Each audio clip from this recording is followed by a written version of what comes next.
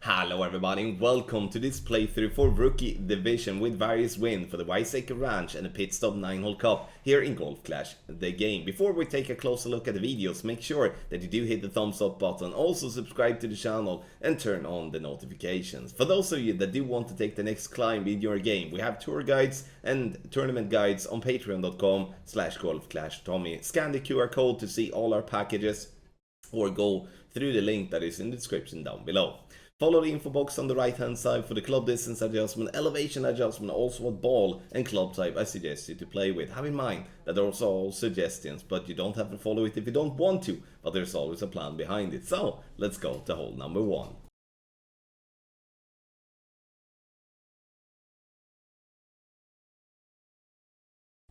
Hole number 1, which is with the tournament win for the qualifying round. I'm using a power 3 ball and the driver that gives me the most power possible, because now we're gonna utilize the tailwind and we're going to get ourselves as close to the green possible.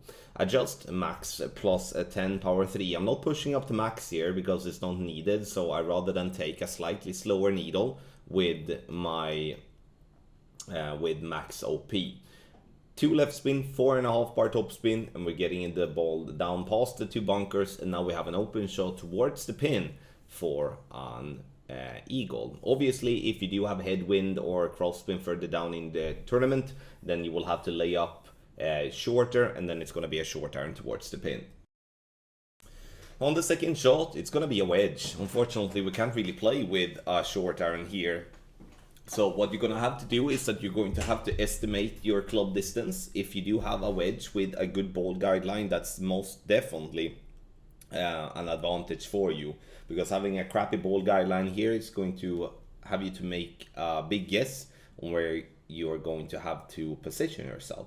Now, I'm playing this one max plus 20. So I would strongly recommend that if you do have a distance that is close to max line before the pin starts, plus 20 definitely work, but I'm not ruling out that you might need some tweaks for that. When it comes to the short iron, if you're going to have to lay up, then you play 10% elevation instead.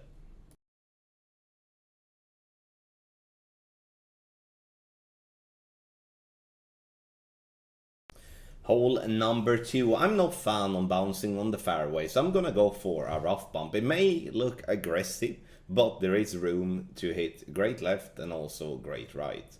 I'm gonna use a 3 right spin, I'm gonna use 1 back spin and get the ball guideline to hole. I use the left side rough every time I do have a wind coming left to right, because otherwise I'm going to have to play very close to the rough line if using the rough bump on the right. But if it would be a straight wind, or if it would be a wind coming right to left, I would be using the rough bump on the right instead. Now, for the adjustment, I'm playing 1-to-1 minus 0.4. So here I'm adjusting 1.8 rings with my sniper level 7. Send to the ball and hit perfect, and you will see yourself having a very good chance of getting a drop here on hole number 2. Bounce into the rough, and we're going dead nuts for an hole in 1.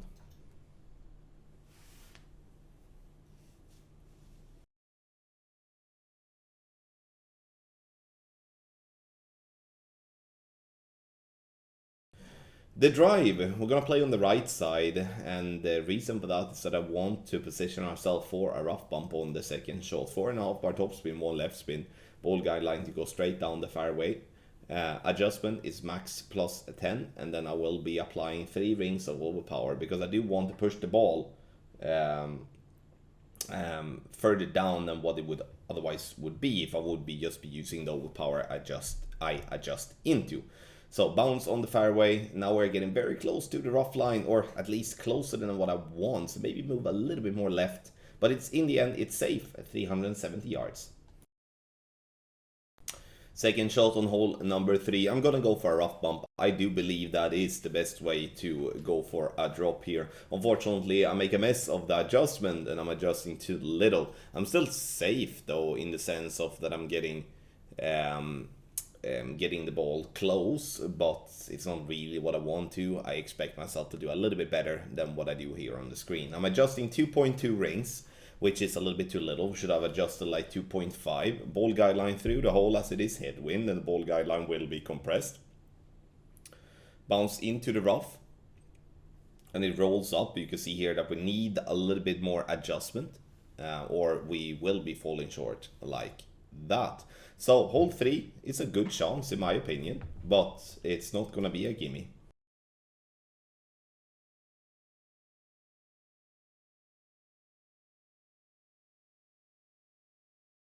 On hole number 4, the drive, if we do have a headwind, we are going to get ourselves up the fairway and to focus on getting a rough bump on the second shot. If I would be having a tailwind here, I would actually use my quarterback and bounce over to the fairway on the very left. This to give us a short iron from there, or just a wedge towards the pin. 4.5 bar topspin, 2 left spin. I'm aiming straight forward there and getting the ball to bounce and to bounce and to roll, and now we're going to have a long iron towards the pin. You don't have to play with a Titan here. I somewhat got rushed in the end. I would play with maximum a katana or something like that. A power 2 ball is what I'm trying to say on the drive, because there's no point spending any power 3 balls here, especially when we are not close to going into overpower. Second shot here, we're going to do a rough bump, and we're gonna do that with our long iron, especially when we do have a headwind of tee where we won't reach as far as we would like to play with our short iron. Here, I would say the tricky part is to actually know, should I aim at the hole? Should I aim short of the hole? Should I aim through the hole with my long iron? Because it all depends on what type of ball guideline you have. The Goliath level 6 here is going to come in a little bit hot. I should have left it a little bit short because, again, I'm not having a fully developed ball guideline. And stuff like that is super important to have in mind when it comes to regular bounce-up shots and also rough bumps like this. You can see we come in fairly hot, and we are lucky that the pin stands there, or we wouldn't have dropped it. In the end, we're playing 5% elevation on the second shot and true club distance. It's going to be close to minimum distance here if you're playing with a long iron. No matter what club you're playing with, no matter what ball you're playing with, this rough bump is a very good chance.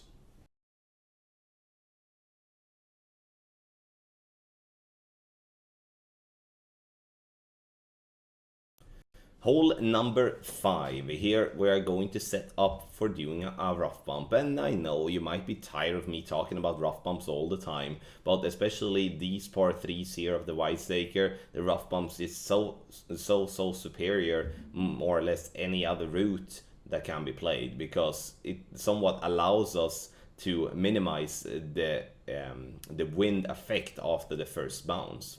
Adjustment 1-to-1 using 0.3 topspin, and looking at it in the end, we would need a couple of extra decimals to get this one to drop. But it comes in with a nice speed, we're hitting the rough in a nice way, so there is in the end no risk for great balls here, and we are giving ourselves a look for the hole-in-one. I mean, 0.2 more decimals would be making that one go in the hole, but I will take it, and it's not going to go in every time, but it's a good chance.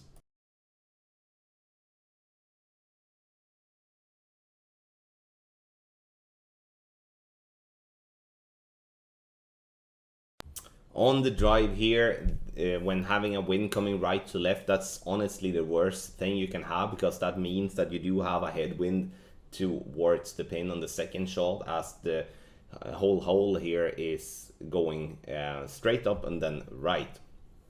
Adjust max plus 10 here of tee. I'm using all the top spin that I can, and I'm also using the 2 bars of right spin. The goal here is to bounce over the rough and roll ourselves nicely down the fairway. The further down the fairway we are, the better it's going to be, and obviously the more right we can go, the better it's going to be too. So if you do have more topspin to use more topspin, allow yourself to push yourself more right, and have a much easier time to reach the green on the second shot.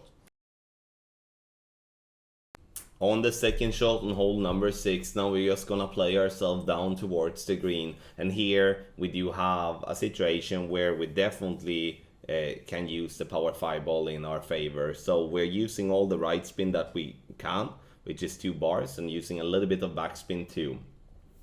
I'm moving myself way more left than what is needed really. You can go more bang on, but moving myself more left allow me to use the curl and get around the rough and give myself much more room for error. Now I hit a very bad grade right and I end up for a wedge towards the pin, but that's still a very short and simple wedge to lock in the eagle. Hole 6 for me, regardless what wind direction you have, is to get ourselves an eagle and to be done with it.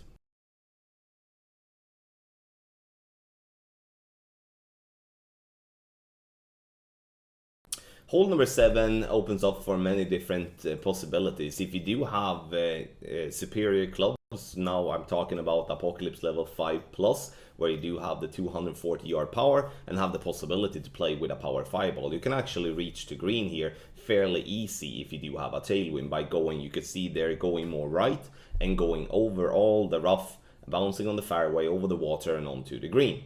So, but if you do have intermediate clubs or just low level clubs, then this is the better way of playing it, because then you won't really take any risks, because you will take a big risk if you having bad clubs and trying to get over the water, then you definitely risk going into the water, and then what's the point? So we lay up nicely. I'm playing with a Titan ball here to make sure that I can play over the rough patch in a crosswind without giving myself any risk of needing to use overpower.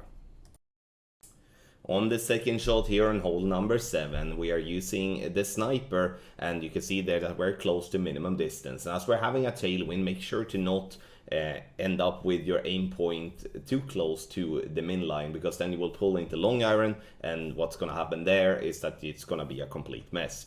No spin whatsoever, leaving the ball guideline just slightly short is to compensate for the extended ball guideline we will have when we do have a tailwind. Even though it's not a big tailwind, it will still be enough for the ball to roll too fast if we aim directly at the hole.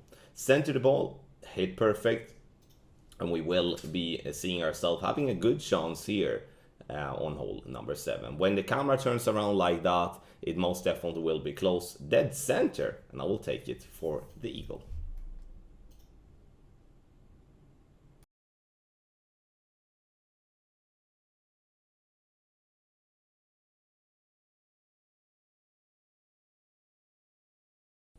On hole number 8, we are going to play with our sniper, and we're gonna play into this little sticky spot there that is on the very left hand side.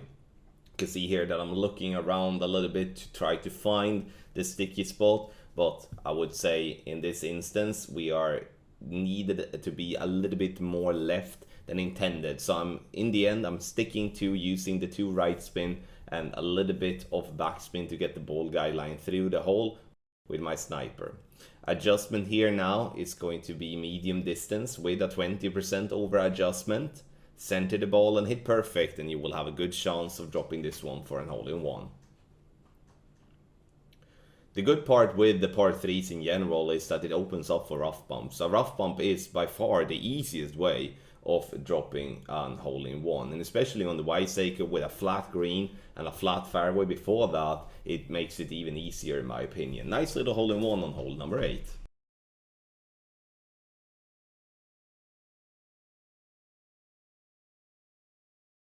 On the drive here on hole number 9, we do recommend to play with a club that do have a lot of topspin. The big topper is my favorite in those type of situations, because we don't really need much power here, because we can't really go over the rough and the sand with headwind there on the right side anyway. So I'm using all the topspin that I can on my big topper and making an adjustment of maximum distance plus 10, half a ball of right curl, and doing my very best to get this ball to roll as far as possible.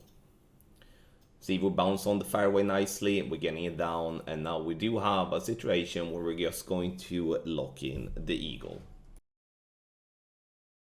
For hole number 9, we are just going to play ourselves up towards the green, or to be just close to green, to just lock in the eagle. I do not see any point of pushing too hard here, because what's gonna happen then, that is that you do risk to go into the rough or into the sand, and then we're all gonna be sad about that, because that could potentially cost us getting the eagle. This is a tough par 5. Don't don't think anything else. So going away with an eagle here is definitely not something that everyone will be doing.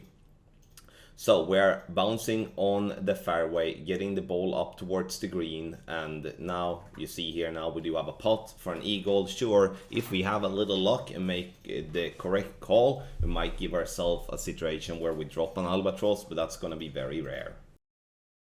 Thank you so much everybody for watching this playthrough for the Pitstop 9-hole cup and the Whiteacre Ranch here in Golf Clash the game. If you do want to have success in your game, you scan the QR code here on the screen, or you go to patreon.com/golfclashtommy through the link that is in the description down below. Thank you once again for watching, and a massive good luck in the Pitstop 9-hole cup.